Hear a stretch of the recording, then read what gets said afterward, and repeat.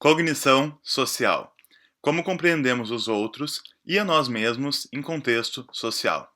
Um grande olá a todos, e hoje a gente está aqui então para ver esse tema, que é tão importante para que nós possamos entender então como que eles nos entendem, como que é possível estudar então a nossa mente nessas situações sociais. E a gente vai entender então muito sobre nós mesmos nesse vídeo e sobre os outros, porque nós tendemos a funcionar de uma maneira muito semelhante. Então, antes de a gente começar então com a matéria, eu quero só fazer um esclarecimento sobre o último vídeo e pedir para vocês então ativarem o sininho, se inscrever, para receber então os próximos vídeos dessa série de psicologia social. Eu queria complementar um pouco a parte da história que a gente viu no vídeo passado, porque eu comentei mais sobre a história da psicologia em geral e não tanto sobre a história da psicologia social. Então aqui a gente vê ali o Floyd Henry Allport, em 1924, que foi então a primeira pessoa a delinear explicitamente o domínio da psicologia social. Então foi a primeira pessoa que usou o termo da psicologia social, e ele falou então como o estudo experimental do comportamento social. Se a gente vê na história da psicologia, então os experimentos individuais, eles têm muito peso na composição da própria matéria. E aqui são dois nomes que a gente não pode esquecer, que é o Kurt Lewin e o Leon Festinger. Então eles refinaram a abordagem experimental para estudar o comportamento, criando a psicologia social como uma rigorosa disciplina científica. Então vocês lembram, né, que eu falei bastante da questão de como a psicologia tem essa tendência de querer ser reconhecida como uma ciência, né? E esses companheiros aqui então, eles fizeram um esforço muito grande nesse domínio. E esses nomes são importantes porque a gente vai ver, então, mais para o futuro. O Kurt Lewin, ele foi quem estudou, então, as dinâmicas de grupo. E a gente vai ver que isso vai ser muito importante para o conteúdo que vem depois no canal. E ele foi professor do Leon Festinger, que foi quem fez, então, a teoria da dissonância cognitiva, que vai ser o conteúdo de de um dos próximos vídeos. Então aqui, esse esclarecimento também é de que os estudos científicos, eles têm um peso muito grande.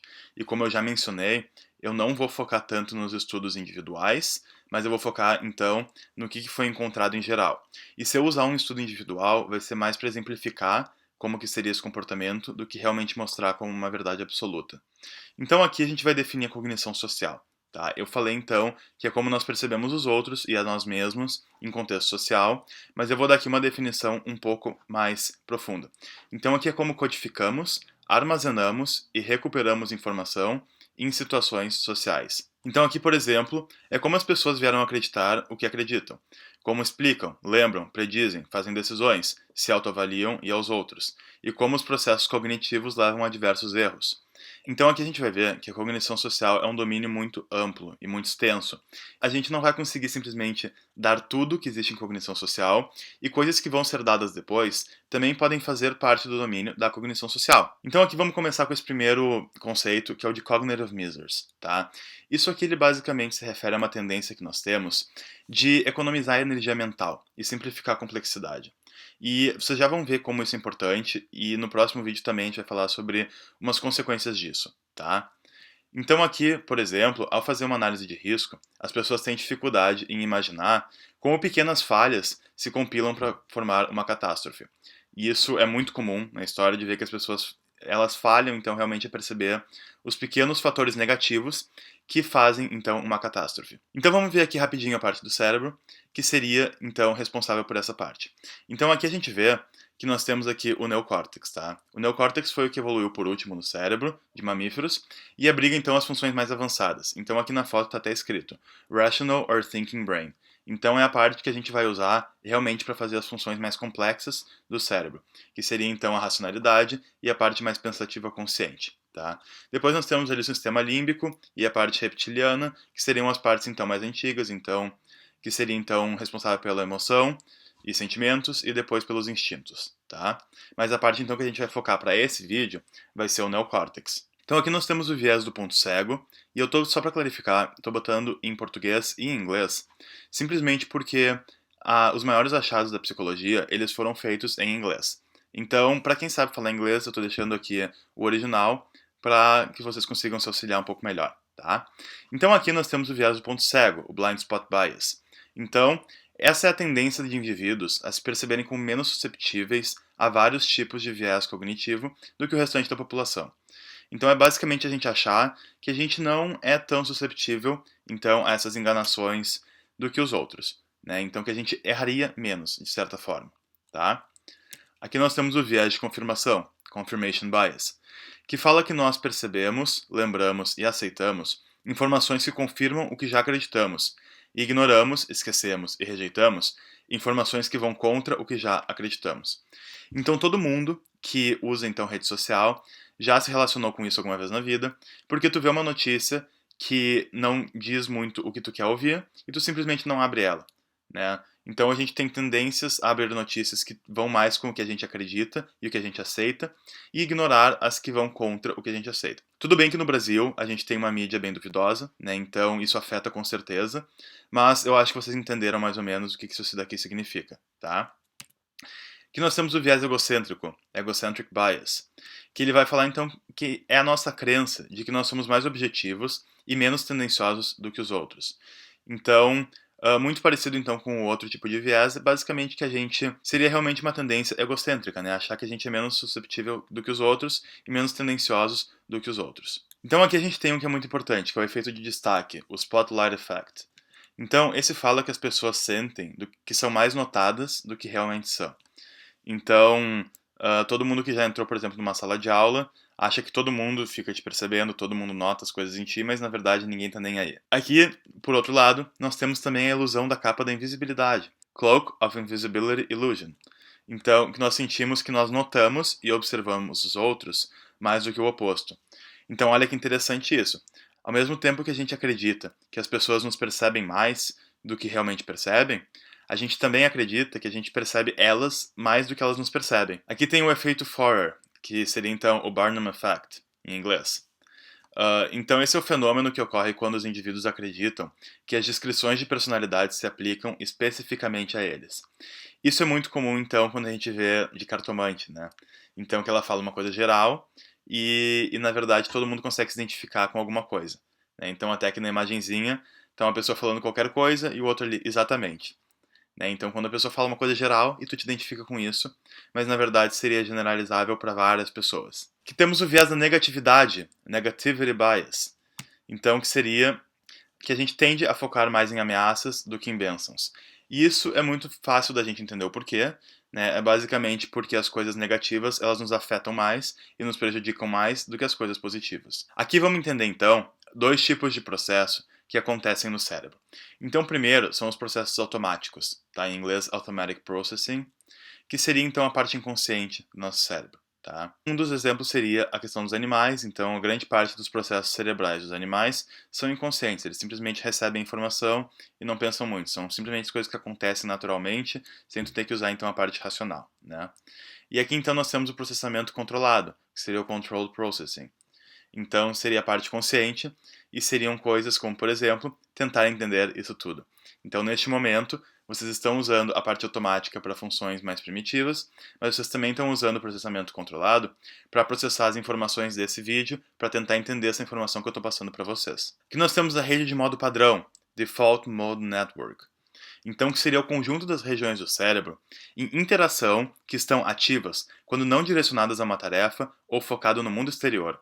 Tá? O que significa isso? Significa que são umas regiões do cérebro que elas estão ativas quando a pessoa não está focada no mundo exterior e o cérebro está em repouso, como durante devaneios e divagações. Então são as regiões do cérebro que elas vão ficar ativas mesmo quando a gente não está direcionando a nossa atenção a funções que envolvem elas. Tá? E temos a identidade social, ou teoria da identidade social, Social Identity Theory, que fala como a nossa participação em grupos afeta o nosso senso de pertencimento, valor próprio e moldar o nosso pensamento sobre as pessoas além do nosso grupo.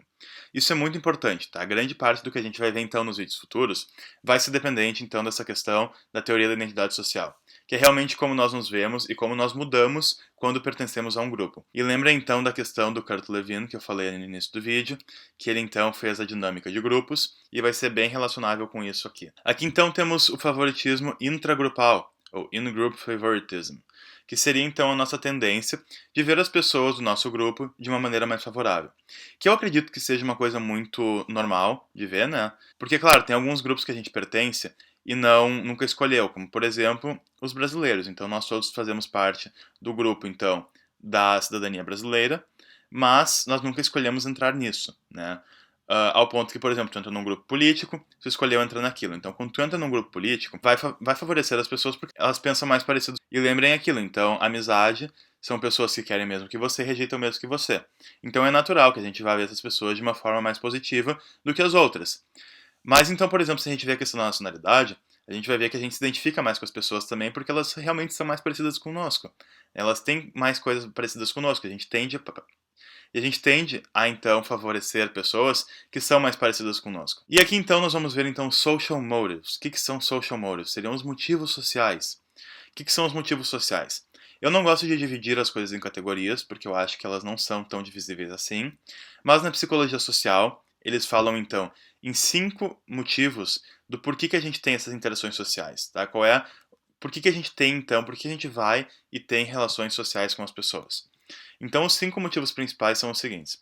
Primeiro, pertencer. A gente tem essa necessidade de pertencer a um grupo, pertencer, ter amigos, ter pessoas que vão então trocar e nos dar esse senso de pertencimento a alguma coisa.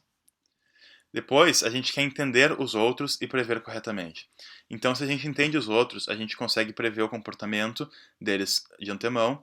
E isso é uma coisa que a gente tem essa necessidade então de fazer. A gente gosta de saber o que vai acontecer e entender o que está acontecendo. Depois nós temos o controle, porque tendo então uma forte relação social, a gente consegue então ter mais controle, a gente vai ter mais poder sobre as pessoas. Tá? Isso é uma coisa muito desejável nos seres humanos. A gente vai ter então aqui a necessidade de importar. A gente tem essa necessidade de realmente importar, de que alguém se preocupe conosco, de que a gente faça uma diferença. Né? Todo mundo quer fazer uma diferença. Então, essa é a questão da necessidade de importar.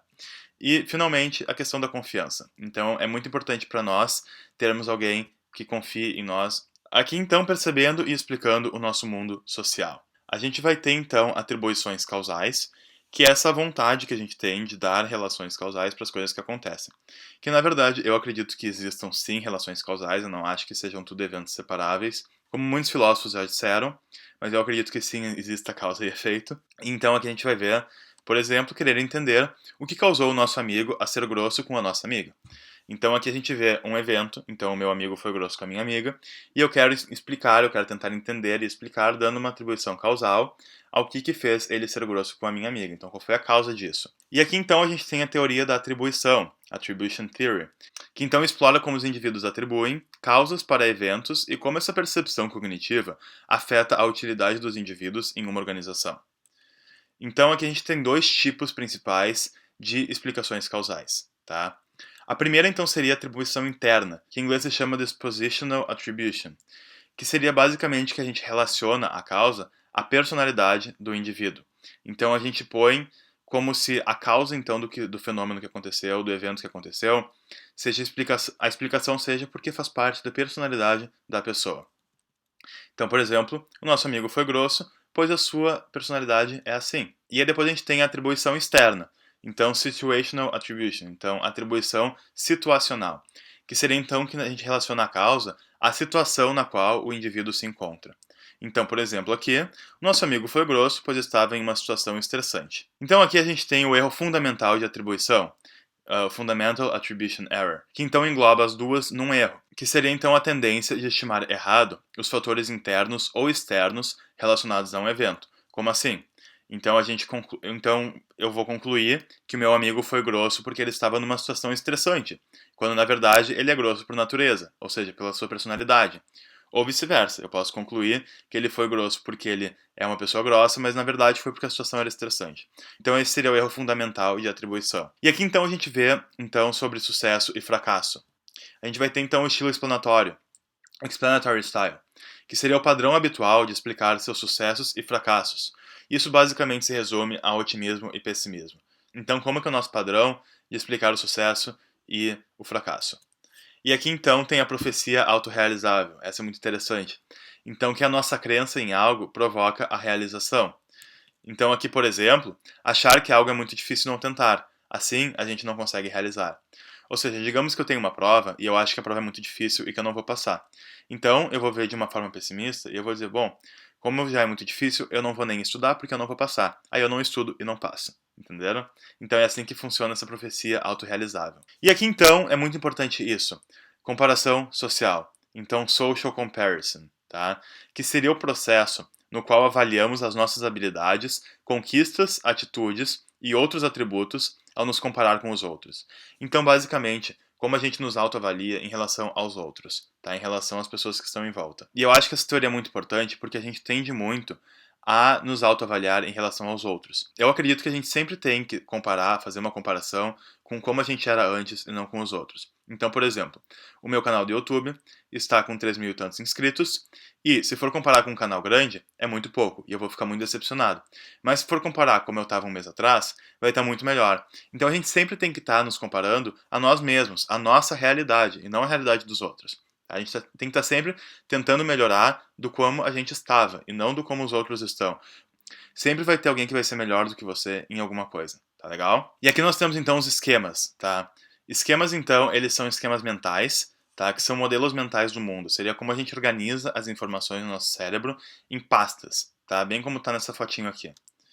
Então, ele ajuda a interpretar e organizar a informação. Por exemplo, exemplos de esquemas mentais seriam estereótipos, categorias, expectativas, atitudes e mentalidades. Então, um dos exemplos, por exemplo, é a memória no escritório. Como assim? Digamos que tu entra numa sala que tem vários itens, tá? Mas tu percebe aquilo como um escritório. Depois alguém pede para tu dizer quais eram os itens que estavam naquela sala. Então, digamos que tenham vários itens aleatórios, mas tu notou que aquela sala é um escritório. Então tu vai lembrar muito mais de elementos que são relacionados a escritório. Por quê? Porque tu botou esses objetos na pasta escritório. Então tu vai entrar e tu vai ver, por exemplo, régua, tesoura, várias coisas, impressora, computador, e tu vai lembrar dessas coisas. Mas tu não vai lembrar, por exemplo, de um urso de pelúcia, de um copo de água, entenderam? Então vão ter coisas que vocês não vão lembrar porque não fazem parte desse esquema mental de escritório. Isso nos leva então à questão do priming, preparação, tá? Priming, dá para fazer um vídeo só disso, e se vocês quiserem eu posso fazer um dia. Ele é um tema bem profundo e muito útil, muito poderoso, tá? Priming, ele basicamente é o uso de sugestões de estímulo que dirigem o processo de pensamento, tá? Como assim? Então, o mecanismo ele funciona o seguinte: a gente responde a um estímulo e isso depende dos estímulos passados, tá? Então a gente sempre vai responder para um estímulo baseado no que a gente já conhece, então nos estímulos passados que a gente já teve. E isso aqui é uma coisa geralmente inconsciente, é um processo inconsciente que a gente faz. E também, ele é então um método de ativar esses esquemas, porque tu usa essa questão dos estímulos para ativar um dos esquemas mentais que tu já tem na cabeça, tá? Então, um dos exemplos é que pensar sobre idosos faz as pessoas caminharem mais devagar. Como assim? Então, olhem o seguinte, a gente tem essa ideia do idoso, a gente tem o esquema de idoso. E as pessoas, quando elas são idosas, elas claramente têm funções, então, mais debilitadas, né? A pessoa já está mais velhinha, ela vai caminhar mais devagar, ela vai falar mais devagar, ela vai ser uma pessoa mais calma, né? E isso a gente tem na cabeça. Então, se alguém conversa contigo sobre idosos, tu vai tender a caminhar um pouco mais devagar, porque tu vai estar com esse esquema de idoso na cabeça. E então, imaginem o poder que isso tem quando as pessoas sabem disso e sabem manipular isso, né? Então, se tu quer fazer a pessoa caminhar um pouco mais devagar, por exemplo, inconscientemente, tu vai começar a puxar uma conversa de idosos. E tem vários exemplos disso, tá? Como eu falei, dá pra fazer um vídeo inteiro só disso. E aqui então, terminamos a primeira parte da cognição social. E no próximo vídeo, a gente vai ver as heurísticas, e eles complementam esse vídeo, tá? E outros tipos de vieses que a gente não viu nesse vídeo. Então, o próximo vídeo ele também entra na categoria de cognição social, mas ele vai ser o vídeo mais interessante que a gente vai ver, eu acredito. Tá? Seriam então tópicos interessantes na psicologia social. Agora a gente viu teoria, conceitos, e no próximo vídeo a gente vai ver mais aplicações. Tá? Então mais questões do tipo prático e como é que a gente vê isso não só em nós mesmos, mas em geral em todas as pessoas. Tá legal? Então eu espero que vocês tenham gostado desse vídeo. Então um grande abraço a todos e até o próximo vídeo.